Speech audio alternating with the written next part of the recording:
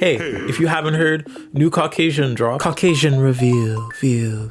Actually, 2 did. Double Caucasian reveal, veal. One of them taking over Tumblr spaces everywhere. The other serving as background noise for 20-year-old house parties with the combined presence of a grandma and 3 vapes. Britney is bumping that, they're saying. Sorry for dissing. I love these 2 girlies. I'm a girl's girl, you know? I see a girl, I love a girl. And I mean, I could never not love a girl. But these 2 superstars, phenomenon moms, have gotten to a little bit of controversy. Now, I don't know if you know, but there's kind of an election going on. It's very serious times, I'm telling you. Someone almost got like shot on TV. It was wild. Yeah, that happened like a month ago, not that long ago. A lot's at stake, and the country's in a pandemic, a clandemic, mandemic, revive, takeoff, bandemic. It's not good at all right now. It's not good. Leading for the spectacle of public approval to teeter with electoral standing, especially for celebrities. I mean, Taylor Swift has been dragged by Trump of all people after stating, "I will be casting my vote for Kamala Harris and Tim Walz in the 2024 presidential election," Swift said in a post on Instagram to her more than 283 million followers. "I'm voting for Kamala Harris because she fights for the rights and causes I believe need a warrior to champion them. I think she is steady-handed, and I believe we can accomplish so much more in this country if we are led by calm and not chaos." Swift went on to say that she was heartened and impressed by Harris's selection of Minnesota Governor Tim Walz as her running mate, praising him as a champion of LGBTQ+ rights,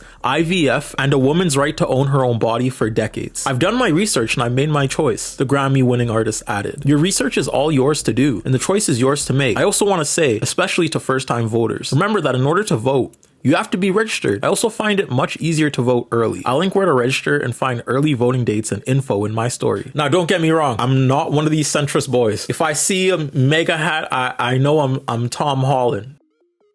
Far away from home. But we can't overlook the fact that during the run of liberal governance in North America, being both in Canada and America, LGBTQ+ rights are still being threatened. And it kind of continually occurs. Yeah, I know what you're thinking. The one side is better argument. How about I get a screwdriver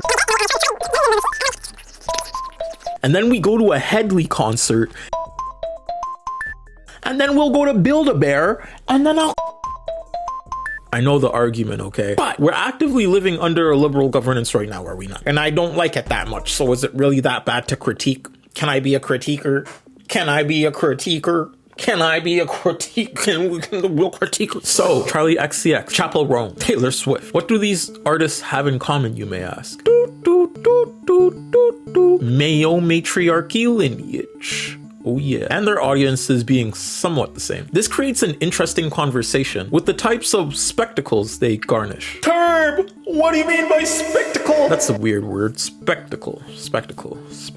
Well, the spectacle of destructive art. See, disruptive art is something that Charli and Chappell Roan make in a way. Charli literally laments on her experiences, snorting lines in a club. Granted, real as hell, but not exactly PG, cookie cutter, Make America Great Again, trad wife music, cottagecore music type beat, like Taylor Swift does. Even though all 3 of these artists have endorsed Kamala Harris directly, Taylor Swift was the only one that caught backlash from right-wing parties, while white artists like Charli XCX and Billie Eilish haven't. So why Taylor Swift? Well, it's cause she's white America's sweetheart, and not by choice. Trump on his website Truth Social tweeted out, "I hate Taylor Swift," and yes, I'm still calling them tweets. Funnily enough though, his supporters had the exact opposite reaction to what he wanted. Oh boy, this one isn't gonna help much. Couldn't we just ignore her and move on? Damn Trump, nobody want you. I'm your biggest supporter, but what does this help? All this does is give these idiots something to talk about besides policies. Taylor Swift is fucking irrelevant. Stick to policies. Stop going down to their level. Trump, they jumping you on your own website. Trump, they jumping you on your own website. Trump, we might have to do a Truth Socials part 2 and put everyone at a kindergarten reading level on that website just so it's a little bit more effective. Don't worry, I can PR too. I can be your PR. Why would you post this? I'm a supporter, but I find it disturbing. You will lose both independents and women's votes because of this. This is really bad. Trump, they're dragging you by your wig. Taylor Swift herself isn't political, but Taylor Swift! That's political. What artists represent to their demographics become building blocks for their success and cultural relevance. Swift came up in the Nashville scene, From the age of 14, as a country singer-songwriter inspired by the likes of Dolly Parton and Shania Twain, her debut single, Tim McGraw, alluded to her love of another country legend, and her early hits climbed the genre's charts along with heartland tunes full of cowboy twang and pickup trucks. Taylor Swift's music and demographics are disproportionately white, and because of this, she's been the target of multiple right-wing campaigns aiming to claim her. The ascendant alt-right posters by nature saw a chance to disingenuously claim Taylor Swift as their own, as both a secret Trump supporter and neo-Nazi. It didn't seem to matter that she had previously expressed her happiness Barack Obama taking the White House in 2008. I don't care if they write that. Damn Trump, nobody want you. I'm sad that I didn't 2 years ago, but I can't change that. I'm saying right now that this is something that I know is right, and you guys, I need to be on the right side of history. It really is a big deal to me. She votes against fair pay for women. She votes against the reauthorization of the Violence Against Women Act, which is just basically protecting us from domestic abuse and stalking. She thinks that if you're a gay couple, or even if you look like a gay couple, you should be allowed to be kicked out of a restaurant. It's really basic human rights, and it's right and wrong at this point. And I can't see another commercial and see her disguising these policies behind the words Tennessee Christian values. Those aren't Tennessee Christian values. I live in Tennessee. I am Christian. That's not what we stand for. I need to do this. I need you to forgive me for doing it, because I'm doing it.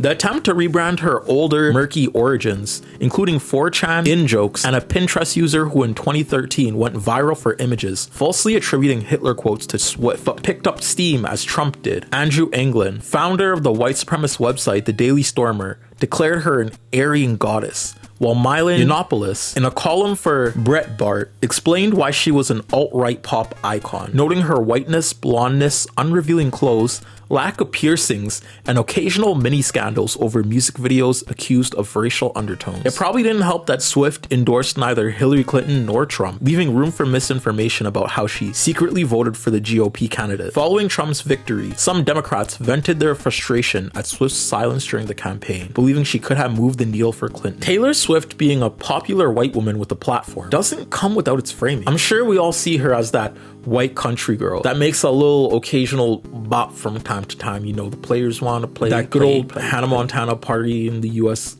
white girl stuff activity. And others see her as the satanic spawn of neoliberal white sorority feminism, and I wouldn't disagree. Either way, in a public eye, artists are more political now more than ever. A phenomenon happening in real time. We're seeing kick streamers like Aiden Ross stream with Trump, and Twitch streamers like Speed traveling abroad and becoming a reflection of black culture the world relays its ideations on. So in Charli XCX and Chappell Roan's cases, how do we handle plausible criticism of liberal policies? Because notably so, these two artists became faces for their target demographics. Chappell Roan in queer spaces, and Charli in white sorority girl / NB / gay best friend subgenre. Artists have always reflected a social undertone of their time. Art is not separate from its modern connotations. What is disruptive to the social fabric of normalcy is entirely subjective to the artists and genres they embody. Although Lady Gaga is a cis woman, she's embraced by the queer community, partially because of her remarks on queer stances and her continual allyship throughout her career. Lady Gaga is opening up about why she's never addressed rumors that swirled earlier in her career that she's a man. During an appearance on Netflix's What's Next? The Future with Bill Gates, I feel like a victim with that lie, and I thought, what about a kid who's being accused of that, who would think that a public figure like me would feel shame? The performer, who once leaned into the rumors for her performances, creating a cigarette-smoking rock star named Joe Calderone in 2011, tells Bill, quote, "I've been in situations where fixing a rumor was not in the best interest of the well-being of other people." Rap, a black disruptive form of art, which portrays black experiences, when it began was so anti-establishment, they were hiding it from public stores, radios, and kids, especially white people. But nowadays you'll have Republicans like Trump utilizing black culture through tokens of representation. Granted, both parties pander in different ways. The Democrats did this too, with Megan Thee Stallion on Kamala Harris's stage. But the Democratic strategy is usually, I'm going to pretend to see those people with melanin over there come election. But have we forgotten how to treat people like human beings with like ideations of their own? Like... Now, this pandemonium started on Twitter when Pop Flop HQ posted statements made by Chappell Roan on why she hasn't endorsed Kamala Harris. I have so many issues with our government in every way. There are so many things that I would want to change, so I don't feel pressured to endorse someone. There's problems on both sides. The both sides argument. A debate which has ravished the social ethos of familiarity ever since Abraham Lincoln decided black men have the best teeth and took them for himself. I know one side is literally school shooters and white boys with break-in fantasies and Candace Owens for some reason. But to say liberals aren't complicit in the same issues would be a gross misunderstanding. Incorrect factually and spiritually. Like, haven't we all been watching the same videos and seeing the same headlines since October and going outside and seeing the same protests every day? But normativity be how normativity be. And public opinion decided to run with the Chappell Roan isn't supporting the right side narrative. Chappell Roan's ability to be an incredibly refreshing voice of reason one moment, and then the most annoying, ignorant, humorless weirdo the next moment should really be studied. Since when was it unreasonable to be like, you know, like genocide bad? We are really witnessing the rise and fall of a Midwest princess, aren't we? Chappell Roan is from this area of the US, so she's a darling of the homegrown stature, you could say. In this way, a lot of these quote tweets just come for her identity. How are you queer and an ardent defender of the drag community, and somehow a both sides are bad person? See, the Democratic Party has somehow managed to become the moral bastion of communal thought in the queer community. Whenever election season comes, the sleeper agent just clicks, and all of a sudden it's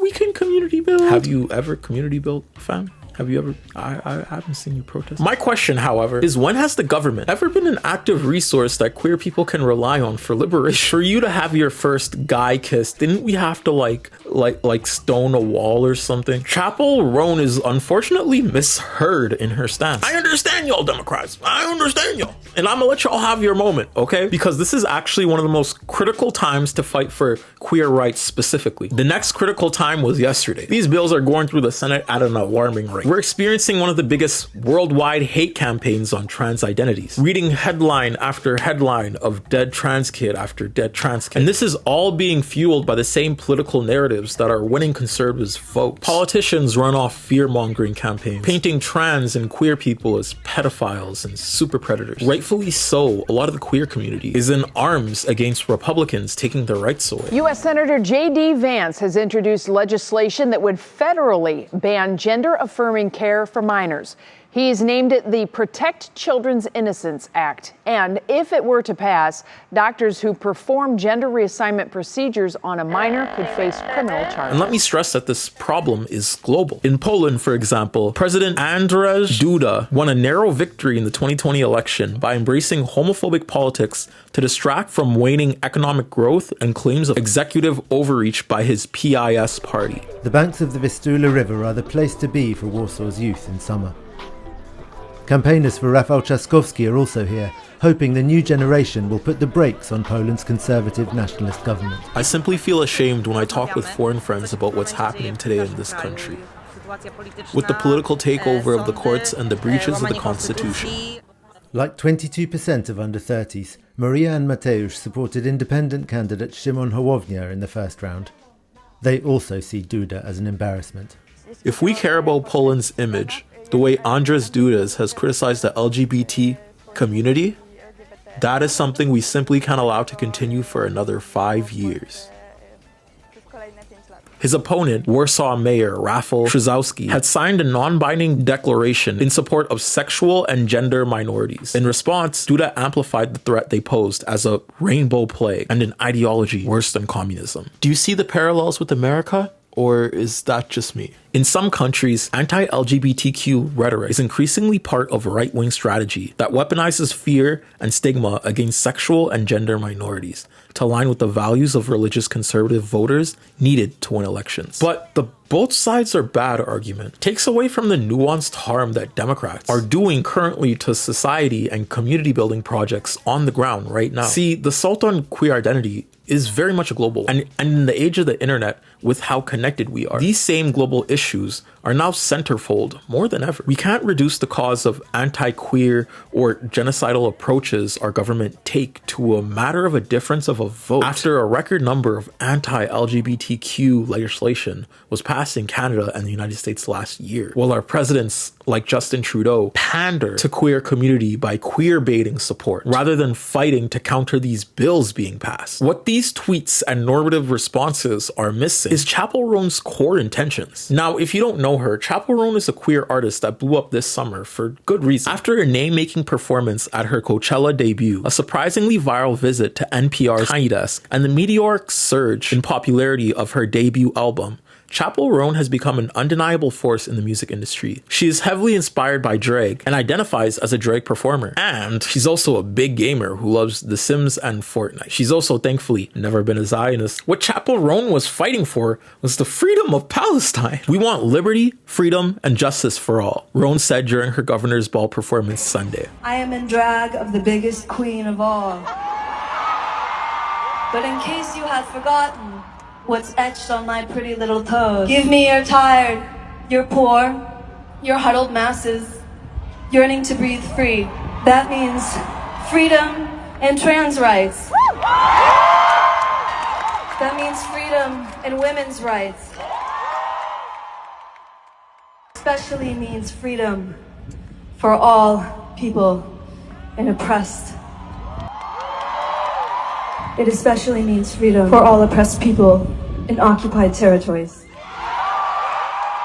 Pop singer Chappell Roan told a crowd of 150K people on Sunday that she turned down an invitation to perform at the White House's Pride festivities during a set where she spoke about trans rights, women's rights, and freedom for oppressed people in occupied territories. Yo, let's go. Let's go. See, you know how to be an ally. You do some shit like that. Near the end of her set at New York City's Governor's Ball Music Festival, Roan stared into a camera at the side of the stage to say she would be singing the song My Kink is Karma from her album The Rise and Fall of a Midwest Princess as a response to the White House, who asked me to perform for Pride. So apparently they just hated on her because she was real. Endorsing and voting are completely different. I don't agree with a lot of what is going on with policies. Obviously, fuck the policies of the right, but also fuck some of the policies on the left. That's why I can't endorse. That's why I can't put my entire name and my entire project behind one, because there is no way I can stand behind some of the left's completely transphobic and completely genocidal views. So yeah, there are huge problems on both. You know what is right and wrong, and so do I. Fuck Trump for fucking real, but fuck some of the shit that has gone down in the Democratic Party that has failed people like me and you. And more so, Palestine. And more so, every marginalized community in the world. So no, I'm not gonna settle for what the options that are in front of me. And you're not gonna make me feel bad for that. So yeah, I'm voting for fucking Kamala, but I'm not settling for what has been offered, because that's questionable. It's questionable that our actions of our government, the actions of the internet, the actions of you and me. If this is what you are not understanding. That's all it really was. I can't. How can you ever hate a queen for being a queen? That's what queens are supposed to do. She's the Midwest princess, not the Midwest Zionist. So apparently they just hated on her because she was real. They just hated on her because she was standing on business. The more I learn about her, the more I love her. She even shouted out Saskatchewan. What y'all know about Saskatchewan? Nothing? Probably me neither. Me neither. But she shouted it out. And that's hella obscure. Hella destroy lonely. Hella niche. Hella core even. Now, Chappell Roan doesn't differ much from a Charli XCX in social demographic. Charli XCX is an indie sleaze artist. Your friend who uses color correction on Visco definitely knows about. You might recognize her from the terrible voice in I'm so bad. We don't know what she was thinking there. Wasn't a serve. She bounced back though and released one of my favorite albums of the summer. Recently, she too got caught up in some drama for endorsing Kamala. Charli XCX has reluctantly embraced her tweet declaring Kamala Harris's Brat, becoming a phenomenon during this year's presidential election. I saw that Charli XCX posted, "Kamala is Brat." Kamala's campaign was pretty excited about it, but there appeared to be some confusion over what that exactly means. Watch this. The pop star seemingly endorsed Harris. They're trying to suggest that Harris is a brat. You take away the A. Kamala is Brat. It's not the Brat, it's Brat. My wife was wondering what Kamala is Brat means. It's not that Kamala Harris is a brat, she is Brat. You're just that girl who is a little messy and likes to party and maybe says some dumb things sometimes.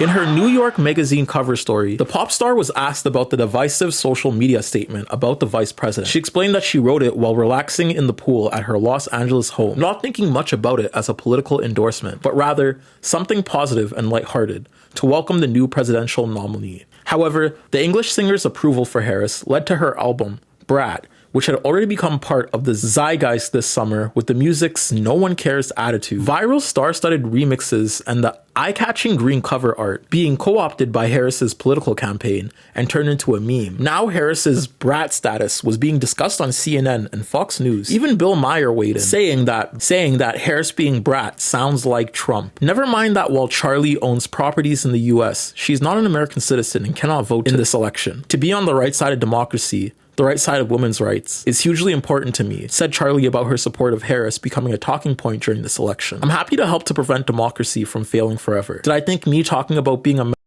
and like partying and needing a Bic lighter and a pack of Marlboro Lights would end up on CNN? No, she admitted. Charli clarified that while she wanted to share where she stands politically, she has no desire to be a political artist, noting, "I'm not Bob Dylan and I never pretended to be." See, Charli was at home chilling and sent out a joke tweet. I don't hate her for that. I have a million regrettable tweets, all revolving around Paul Dana. And don't ask me about Paul Dana. There has to be clarity here though, like let's be real. Having a platform, especially as an artist, is inherently political by way of public interaction. How artists react to everyday events can definitely be political. I'd in fact even argue that the aspect of the artist is political. I mean, there's a reason why Hollywood platforms so many white women and men while neglecting black women and men. Hollywood functions under a very backwards lens of diversity, which gives certain favorable marginalized artists in their genres positions while neglecting others. Queer and black artists are commonly used as diversity tokens at places like the White House, with Glorilla's Run used by Kamala Harris. Specifically though, queer artists are used to represent vestiges of community. It's like connecting to the ancestors when you get creative. It's like Deku All Might One for All type. It's also why whole cities come together to celebrate the lives of deceased rap stars. It's because of the metaphorical reflection of culture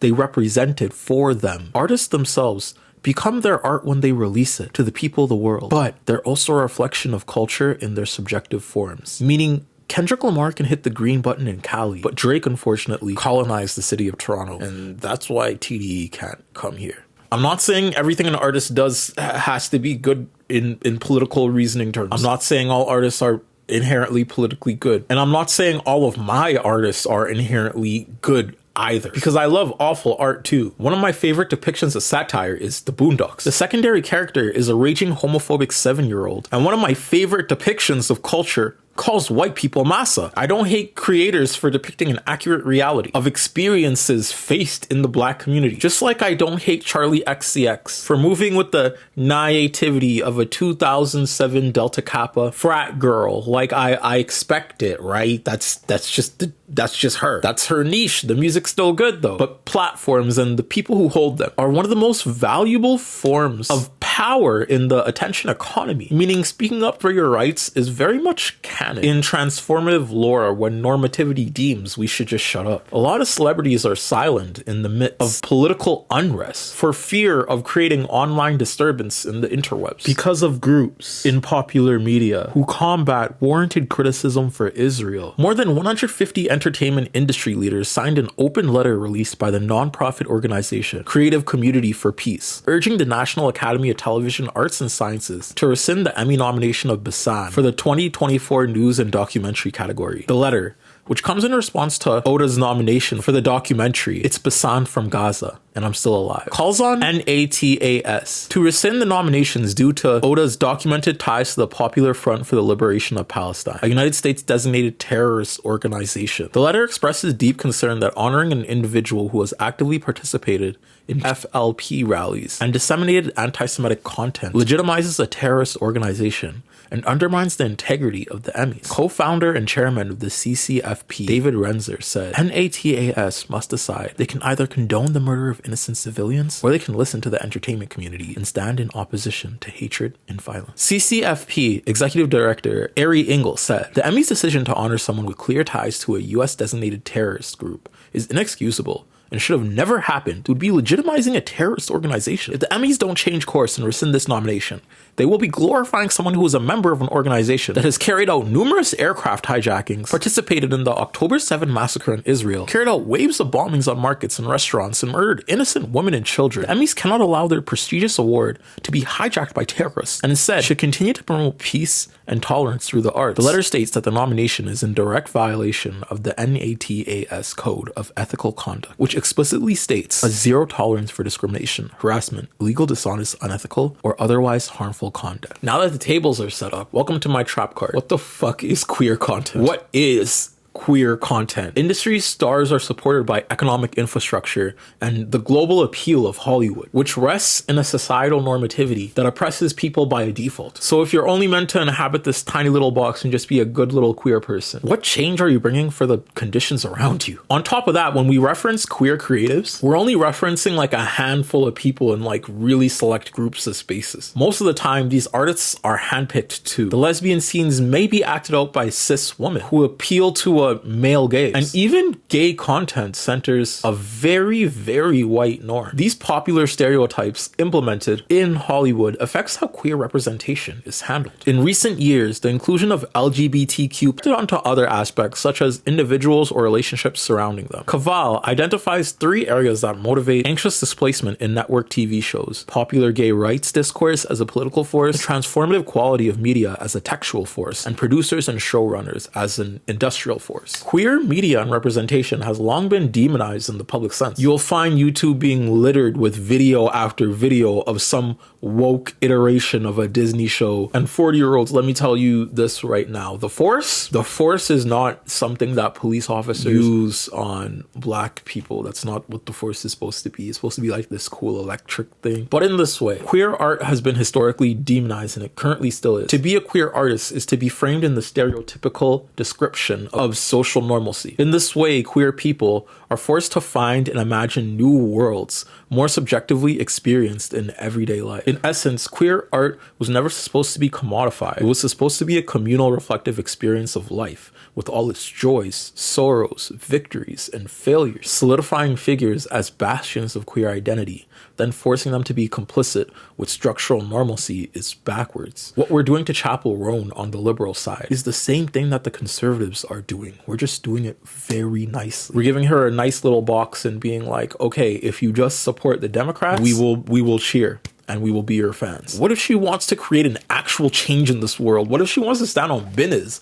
What if she wants to free Palestine? Part of imagining new worlds for queer people means redefining the boxes which queerness is already defined in, because reflections of love and the self don't look the same for all of us. Queer also signifies the deconstruction of identity, proposing that its very notion relies on bounded coherence that imposes exclusions and limitations on subjectivity. We honor figures like James Baldwin now with dignity, but forget he was a product of his environment. If you don't know who they are, James Baldwin was the civil rights activist and a major historical pillar of queer art. My personal favorite queer author, just under Ro Ramden on Twitter. She cooks sometimes. James Baldwin was born in Harlem Hospital in New York City in 1903. He wrote many plays, essays, poems, and novels, which feature interesting characters who juggle with the idea of love. I'm terrified at the moral apathy, the death of the heart, which is happening in my country. These people have deluded themselves for so long that they really don't think I'm human. I base this on their conduct, not on what they say. And this means that they have become, in themselves, moral monsters. During his time, Baldwin faced a considerable amount of social hardship. Being both black and gay was like living life in Elden Ring in 1903, you can imagine. What strikes me as inspiring was the lengths James Baldwin would go to for his own rights. And there are days, this is one of them, when you wonder what your role is in this country and what your future is in it. How precisely you're going to reconcile yourself to your situation here, and how you're going to communicate to the vast, heedless, unthinking, cruel white majority that you are here. Quote, James Baldwin was a powerful voice in the modern civil rights movement. As a journalist, he reported on significant historical events, particularly in the South, and he attended major marches, including the 1963 March on Washington and the 1965 Selma to Montgomery March. Whenever he was called upon to do so, he lent his presence and his voice at various types of legal proceedings. Equally as significant, he met with lawmakers at the highest levels of the United States government to help eradicate racial segregation and violence. In the spring of 1963, an unprecedented meeting occurred between Attorney General Robert F. Kennedy